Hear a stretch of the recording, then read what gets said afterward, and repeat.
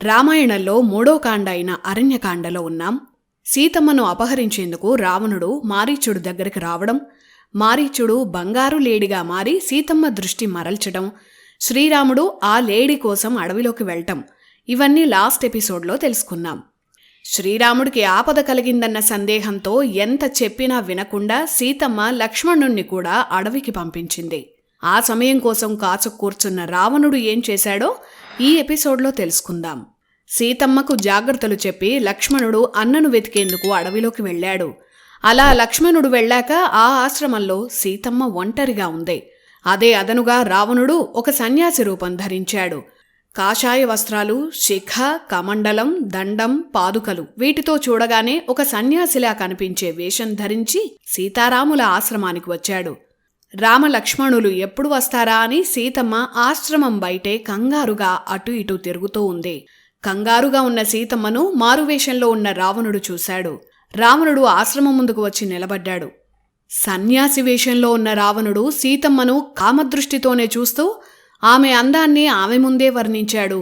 ఇంత అందమైన స్త్రీ రాక్షసులు తిరిగే ఇలాంటి చోట ఒంటరిగా ఉండడం ప్రమాదమని నక్కజిత్తులు ప్రదర్శిస్తూ రావణుడు సీతమ్మకు జాగ్రత్తలు చెప్తున్నట్లు నటించాడు. అలా నటిస్తూ సీతమ్మతో మాటలు కలిపేందుకు రావణుడు ప్రయత్నించాడు. సాధు సన్యాసులను పూజించే సత్సంప్రదాయం సీతమ్మ వ్యక్తిత్వం. వచ్చినవాడు నిజంగానే సన్యాసి అనుకొని నమస్కరించి ఆహ్వానించి ఆ కపట సన్యాసి అయిన రావణుడికి అతిథి మర్యాదలు చేసింది. అంత బాధలో కూడా వచ్చిన ఆ బ్రాహ్మణుడికి కడుపు నిండా భోజనం పెట్టాలని ఏర్పాట్లు చేసింది. భోజనం స్వీకరించాల్సిందిగా కపట సన్యాసి అయిన రావణుణ్ణి ప్రార్థించింది. ఆ సమయంలోనే రావణుడు అడిగినందుకు తన గురించి సీతమ్మ వివరాలు చెప్పింది. తాను మిథిలారాజు జనకుడు కుమార్తెనని, శ్రీరాముడి ధర్మపత్నినని చెప్పింది. వివాహమైన తర్వాత కొన్నాళ్లు అయోధ్యలోనే సీతారాములు ఉన్నారు. కైక కోరిన వరాల వల్ల అనివార్య పరిస్థితుల్లో తాము అరణ్యవాసానికి వచ్చామని సీతమ్మ చెప్పింది. ఇక్కడే అయోధ్యను వదిలిపెట్టే సమయానికి తమ వయస్సులు ఎంతెంతో సీతమ్మ స్పష్టంగా చెప్పింది. మమ భర్త మహాతేజ వయసా 25 18 హి వర్షాణి మమ జన్మని గణ్యతే. ఈ శ్లోకం సీతమ్మే రావణుడితో చెప్పింది. ఈ శ్లోకం అర్థమేంటంటే, అయోధ్య నుంచి అరణ్యవాసానికి వచ్చే సమయానికి తన పతి అయిన శ్రీరాముడి వయసు 25 అంటే 25 ఏళ్లని, అలాగే తన వయసు 18 అంటే 18 అని సీతమ్మ స్పష్టంగా చెప్పింది. అంటే రాముడి కంటే సీతమ్మ 7 ఏళ్లు చిన్న. పైన చెప్పుకున్న శ్లోకం అరణ్యకాండలో 47వ సర్గలో 10వ శ్లోకం. ఇంత స్పష్టంగా సీతారాముల వయసు రామాయణంలో ఉంటే రాముడి కంటే సీత పెద్దదని ఇంకేవేవో తప్పుడు కథలు ప్రచారంలోకి వచ్చాయి.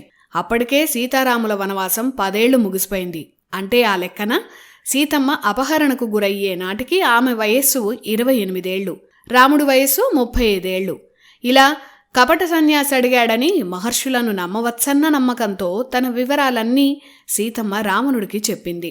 ఇవన్నీ చెప్పిన సీతమ్మ, ఇంతకు మీరెవరని, ఇంతటి దండకారణ్యంలో ఒంటరిగా ఎందుకు తిరుగుతున్నారని కపట సన్యాసి అయిన రావణుణ్ణి అడిగింది. అప్పుడు వెంటనే రావణుడు తన నిజస్వరూపం గురించి గట్టిగా అరుస్తూ చెప్పాడు. రావణుడు ఇలా అన్నాడు: సీతా, నేను సన్యాసిని కాదు, ముల్లోకాలను భయపెట్టే రావణ బ్రహ్మను అని భయంకరంగా అరుస్తూ చెప్పాడు. నిన్ను పొందాలని వచ్చాను. నాతో వస్తే నా లంకకే పట్టమహిషిని చేస్తాను, సకల భోగాలను నీ ముందుంచుతాను. ఇలా రావణుడు అనగానే సీతమ్మ భయపడిపోయింది. నా ప్రాణం రాముడని, అతను వచ్చాడంటే ఇక్కడే నిన్ను సంహరిస్తాడని, నీ చావు మూడింది కాబట్టే నీకీ బుద్ధి పుట్టిందని సీతమ్మ రావణుణ్ణి హెచ్చరించింది. సీత అన్న ఆ మాటలకు రావణుడు తీవ్రమైన ఆగ్రహంతో ఇలా అన్నాడు: సీతా, నా శక్తి తెలియక నువ్వు ఇలా మాట్లాడుతున్నావు. నేను దశకంఠుడిని, కుబేరుడి తమ్ముడిని. నన్ను చూస్తే దేవతలు కూడా భయపడి పారిపోతారు. పంచభూతాలు కూడా నన్ను దాటి నిన్ను రక్షించేందుకు రావు. నేను రాక్షసులందరికీ రారాజుని, ఇంద్రుడి అమరావతి నగరంతో సమానమైన బంగారు నగరం లంకకు చక్రవర్తిని. ఇంతటి శక్తివంతుణ్ణైన నా దగ్గరే నువ్వు ఉండాలి. రాముడు నరుడు, దుర్బలుడు. రాముడు నా ముందు ఎందుకూ పనికిరాడు అని అహంకారంతో తన శక్తి గురించి రావణుడు సీతమ్మకు చెప్పాడు. ధర్మాన్ని మాత్రమే ఆచరించే రాముడి కాలి గోటికి కూడా నువ్వు పనికిరావని, రాముడి పేరెత్తే అర్హత కూడా నీకు లేదని, క్రూరత్వం ఉన్నవాడు, ఇంద్రియ నిగ్రహం లేనివాడు, దుర్బుద్ధి ఉన్నవాడు ఎంతటి చక్రవర్తి అయినా నాశనమవుతాడని సీతమ్మ రావణుణ్ణి తీవ్రంగా హెచ్చరించింది. సీత మాటలకు ఆగ్రహించిన రావణుడు ఒక్కసారిగా తన అసలు రూపం ప్రదర్శించాడు. తన శరీరాన్నంతెత్తుకు పెంచాడు. 10 తలల రాక్షసుడిగా మారాడు. 20 చేతులతో రావణుడు భయంకరంగా ఉన్నాడు. ఆ భారీ శరీరంతో ఉన్న రావణుణ్ణి చూసి సీత భయపడింది. అంతలోనే రావణుడు తన ఎడమ చేత్తో సీతమ్మ జుట్టు పట్టుకొని లాగాడు. కుడి చేత్తో సీతమ్మను బలవంతంగా పట్టుకున్నాడు. ఆ సమయానికి రావణుడు ఒక చిన్న పర్వతమంత ఎత్తున్నాడని రామాయణం వర్ణించింది. ఆ రాక్షసుణ్ణి చూసి అడవిలో క్రూర మృగాలు భయపడి పరుగులు తీశాయి.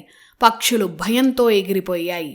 రావణుడు విచిత్రమైన గాడిదలతో కట్టిన ఎగిరే మాయారథం మీద వచ్చాడని చెప్పుకున్నాం కదా. సీతమ్మను బలవంతంగా ఎత్తుకొని ఆ రథంలోకి రావణుడు లాక్కెళ్లాడు. భయపడిన సీతమ్మ రామా రామా అంటూ బిగ్గరగా అరిచింది. ఈలోపు ఆ రథం గాల్లోకి ఎగిరి వేగంగా ప్రయాణం చేస్తోంది. దారి పొడుగునా సీతమ్మ సహాయం కోసం అరుస్తూనే ఉంది. రామా లక్ష్మణ అంటూ గట్టిగా అరిచింది. రాముడి చేతుల్లో ఘోరంగా చస్తావని రావణుణ్ణి సీతమ్మ శపించింది. ఇవేమీ పట్టించుకొని రావణుడు భయంకరంగా నవ్వుతూ రథాన్ని ఆకాశ మార్గంలోకి పోనిచ్చాడు. తనను రావణుడు అపహరిస్తున్నాడని సీతమ్మ ఆవేదనతో కొండలకు, గుట్టలకు, చెట్లకు, పువ్వులకు, గోదావరి నదికి ఇలా కనిపించిన ప్రతిదానికి అరుస్తూ చెప్తోంది. రథం కొంత ఎత్తుకు వెళ్లగానే సీతమ్మకు ఒక పెద్ద చెట్టుపై విశ్రాంతి తీసుకుంటున్న జటాయువు కనిపించాడు. జటాయువు రక్షించు అని సీతమ్మ బిగ్గరగా అరిచింది. ఒకవేళ రక్షించడం నీ శక్తికి మించిన పని అయితే రావణుడు నన్ను అపహరించాడన్న విషయం నా భర్త శ్రీరాముడికి తెలియజేయాలని జటాయుకు వినిపించేలా సీతమ్మ బిగ్గరగా అరిచి చెప్పింది. వెంటనే జటాయు లేచాడు. సీతమ్మను విమాన రథంలో ఎత్తుకుపోతున్న రావణుణ్ణి జటాయు చూశాడు. అప్పటికే 1000 సంవత్సరాలు బతికిన జటాయు వృద్ధుడయ్యాడు. అయినా శక్తినంతటినీ కూడా తీసుకొని ఆమెను రక్షించేందుకు ఎగిరాడు. రావణుడి రథంతో పాటు ఎగురుతూ నా ప్రాణముండగా సీతమ్మను తీసుకువెళ్లనివ్వనని, ధైర్యముంటే తనతో యుద్ధం చేయాలని జటాయు రావణుణ్ణి హెచ్చరించాడు. జటాయు మాటలకు రావణుడు ఆగ్రహించాడు. ఆ మాయారథాన్ని జటాయు మీదకు పోనిచ్చాడు. ఇద్దరి మధ్య ఆకాశంలో భీకర యుద్ధం జరిగింది. 2 పెద్ద పెద్ద మేఘాలు ఢీకొన్నట్లు ఇద్దరి మధ్య యుద్ధం జరుగుతోంది. జటాయు తన శక్తినంతా కూడా తీసుకొని రావణుణ్ణి తన ముక్కుతో పొడిచాడు. గోళ్లతో రక్కాడు. రావణుడు సంధించిన బాణాల గాయాలను కూడా లెక్క చేయకుండా సీతమ్మను రక్షించేందుకు జటాయు అన్ని ప్రయత్నాలు చేశాడు. రావణుడి ధనస్సుని తన కాళ్లతో కొట్టి విరిచేశాడు. అతని ఆయుధాలు చెల్లాచెదురు చేశాడు. రావణుడి కవచాన్ని చించేశాడు. ఆ విమానాన్ని ఆపేందుకు ప్రయత్నించాడు. రథాన్ని నడిపిస్తున్న వింత గాడిదలను చంపి రథాన్ని కూడా జటాయు విరగ్గొట్టాడు. సారథి కూడా మరణించాడు. విరిగిన రథం నుంచి రావణుడు, సీత అంతెత్తు నుంచి నేల మీద పడ్డారు. అప్పటికే జటాయు చాలా వరకు అలసిపోయాడు. అది చూసి రావణుడు తన రాక్షస మాయాశక్తితో సీతను పట్టుకుని ఎగిరాడు. వెంటనే జటాయు మళ్లీ ఓపిక తెచ్చుకొని రావణుడి ముందుకు వెళ్ళాడు. శ్రీరాముడు సామాన్యుడు కాదని, సీతమ్మను వదిలి నీ ప్రాణాలు కాపాడుకో అని జటాయు రావణుణ్ణి హెచ్చరించాడు. అవేవీ వినకుండా రావణుడు ఆకాశ మార్గంలో వెళుతున్నాడు. అప్పుడు కూడా జటాయు రావణుడి వీపు మీద వాలి నానా రకాలుగా హింసించాడు. రావణుణ్ణి భూమిపై పడేశాడు. కింద పడిన రావణుడికి తీవ్రమైన ఆగ్రహం వచ్చింది. 10 ముఖాలు 20 చేతులతో ఉన్నాడు. జటాయుని ఇక సంహరించాలని రావణుడు నిర్ణయించుకొని రావణుడు సీతమ్మను వదిలి ఖడ్గం తీశాడు. తన 10 కుడి చేతులతో జటాయును గట్టిగా కొట్టాడు. ఒక పెద్ద ఖడ్గంతో జటాయు రెక్కలు, పాదాలు ఖండించాడు. రెక్కలు తెగిన జటాయు కొన ఊపిరితో పడిపోయాడు. కొన ఊపిరితో ఉన్న జటాయును చూసి, తన కోసం ప్రాణాలు విడుస్తున్న ఆ పక్షిని చూసి సీతమ్మ బాధపడి దుఃఖించింది. దగ్గరలోనే ఉంటారేమో అన్న ఉద్దేశంతో రామా లక్ష్మణ అని గట్టిగా అరిచింది. అంతలోపే రావణుడు సీత దగ్గరికి వచ్చాడు. ఆమెను బలవంతంగా లాక్కుంటూ వెళ్ళాడు. సీతమ్మను బలవంతంగా తీసుకొని రావణుడు ఆకాశ మార్గంలోకి ఎగిరి వెళ్ళాడు. అరణ్యవాసం సమయంలో శాస్త్ర నియమాల ప్రకారం నారవస్త్రాలు ధరించాలి. నిజానికి వనవాసం రాముడికే కాబట్టి ఆయన నారవస్త్రాలనే వనవాసం అంతా ధరించారు. సీతమ్మ పట్టుచీర ఆభరణాలతోనే ఉన్నట్లు రామాయణం వివరించింది. పైగా రావణుడు సీతను సన్యాసి వేషంలో చూసినప్పుడు పచ్చ రంగు పట్టుచీర ఆభరణాల్లో ఉన్న సీత సౌందర్యాన్ని వర్ణించాడు. భారీ ఆకారంతో ఉన్న రావణుడు తన ఒడిలో కూర్చోపెట్టుకుని సీతమ్మను ఆకాశ మార్గాన ఎత్తుకెళ్లాడు. దారి పొడుగునా సీతమ్మ రావణుణ్ణి నానా విధాలుగా దూషించింది. పిరికివాడిలా ఒక మాయామృగాన్ని సృష్టించి దాని వెనుక తన భర్త వెళ్లేలా చేసి అతను లేని సమయంలో నన్నపహరించడానికి నీకు సిగ్గులేదా అని రావణుణ్ణి సీత అడిగింది. నన్ను కాపాడాలని వచ్చిన జటాయుని, అందున ఒక పక్షిని చంపిన నువ్వు ఒక వీరుడివా అని ప్రశ్నించింది. శ్రీరాముణ్ణి జయించే ధైర్యం లేకే ఇలా దొంగతనంగా వచ్చి నన్ను అపహరించావని రావణుణ్ణి అవహేళన చేసింది. అయినా రావణుడు ఏమీ వినిపించుకోలేదు. ఈలోపు పైనుంచి చూస్తే ఒక పర్వతం మీద కొందరు వానర వీరులు సీతమ్మకు కనిపించారు. పచ్చని రంగు ఉత్తరీయంలో సీతమ్మ తన ఆభరణాలను కట్టి ఆ వానర వీరుల దగ్గర విసిరేసింది. ఆభరణాలను చూసిన వానర వీరులు ఎక్కడ్నించి ఇవి పడ్డాయా అని పైకి చూశారు. అప్పుడు రావణుడిని, అతని ఒడిలో చిక్కి ఏడుస్తూ ఉన్న సీతమ్మను వానరులు చూశారు. ఆ ప్రాంతమే కిష్కింద. ఇప్పటి కర్ణాటకలోని హంపి ప్రాంతమే నాటి కిష్కింద అంటారు. అలా రావణుడు ఆకాశ మార్గంలో ప్రయాణిస్తూ కిష్కింద ప్రాంతాన్ని దాటాడు. ఆ తర్వాత పంపానదిని దాటి ఎన్నో పర్వతాలు దాటి సముద్ర తీరానికి చేరాడు. అక్కడ్నుంచి లంకానగరం వైపు వేగంగా వెళ్లిపోయాడు. లంకానగరానికి వెళ్లిన తర్వాత రావణుడు సీతను బలవంతంగా నగరంలోకి తీసుకువెళ్లాడు. అక్కడి పరిస్థితులను చూసి సీతమ్మ మూర్ఛపోయింది. ఆ తర్వాత ఒక అంతఃపురంలో సీతమ్మను రావణుడు బంధించాడు. కొంతమంది రాక్షస స్త్రీలను ఆమెకు కాపలాగా పెట్టాడు. సీత ఏది అడిగినా ఇవ్వాలని, తనను బాధ పెట్టేలా ప్రవర్తిస్తే వారికి మరణశిక్ష విధిస్తానని ఆ రాక్షస స్త్రీలను రావణుడు హెచ్చరించాడు. మరో 8 మంది ఘోర రాక్షసులను రావణుడు పిలిచాడు.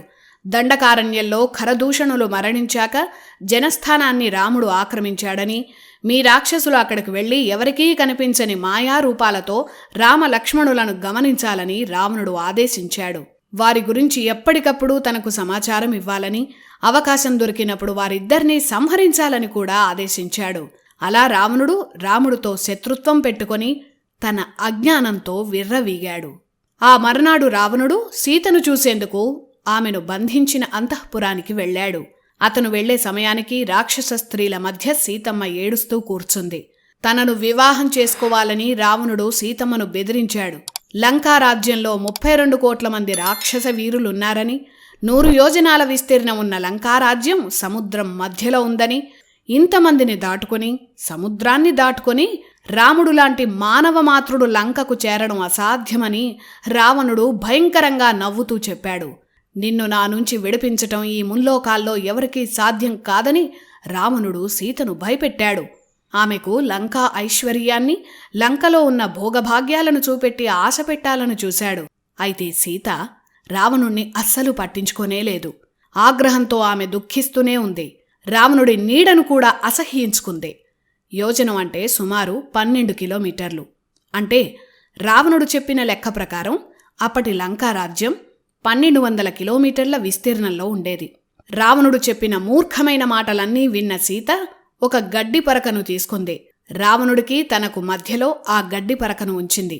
అంటే నా దృష్టిలో నువ్వు ఈ గడ్డి పరక కన్నా హీనమని సీతమ్మ ఈ విధంగా చెప్పింది.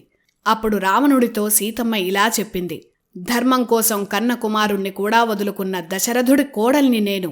అలాగే అదే ధర్మం కోసం తండ్రికిచ్చిన మాట కోసం రాజ్యభోగాలనే వదిలేసి అరణ్యవాసం చేస్తున్న శ్రీరాముడికి నేను ధర్మపత్నిని. ఆ రాముడు నాకు దైవ సమానం. శ్రీరాముడు నీ లంకలో అడుగుపెట్టిన రోజు నీకు మరణం తప్పదు. నన్ను అపహరించే సమయంలో ఆ రాముడే ఉంటే నీ సోదరుడు కరుడికి పట్టిన గతే నీకు కూడా పట్టి ఉండేది. ఈ పాటికే మరణించుండేవాడివి. నీ కోట్ల మంది సైన్యం శ్రీరాముడి కోపాగ్నికి పురుగుల్లా రాలిపోతారు. అంతటి శక్తివంతుడు నా రాముడు. నిన్ను ఎవరూ సంహరించలేరని వరగర్వంతో అనుకుంటున్నావు కదా. ఒక స్త్రీని తాకిన క్షణానే నీ మరణం నిశ్చయం. నీకు చావు మూడింది. నన్ను తీసుకొచ్చిన పాపానికి నీ లంకానగరం మొత్తం వైధవ్యంతో ఏడుస్తుంది, చూస్తుండు అని అత్యంత శక్తివంతంగా సీతమ్మ రావణుణ్ణి హెచ్చరించింది. ఈ హెచ్చరిక విన్న రావణుడు కోపంతో రగిలిపోయాడు. అప్పుడు రావణుడు ఇలా అన్నాడు: సీతా, నీకు 1 సంవత్సరం గడువిస్తున్నాను. ఈ సమయంలో నువ్వు నీ మనసు మార్చుకోవాలి, లేదంటే ఆ మరుక్షణమే నిన్ను సంహరిస్తానని రావణుడు సీతమ్మను హెచ్చరించాడు. సీతను అశోకవనంలో బంధించాలని రాక్షస స్త్రీలను ఆదేశించి కోపంగా అక్కడ్నుంచి వెళ్ళిపోయాడు. ఆ తర్వాత ఏం జరిగిందో నెక్స్ట్ ఎపిసోడ్లో తెలుసుకుందాం. జై శ్రీరామ్.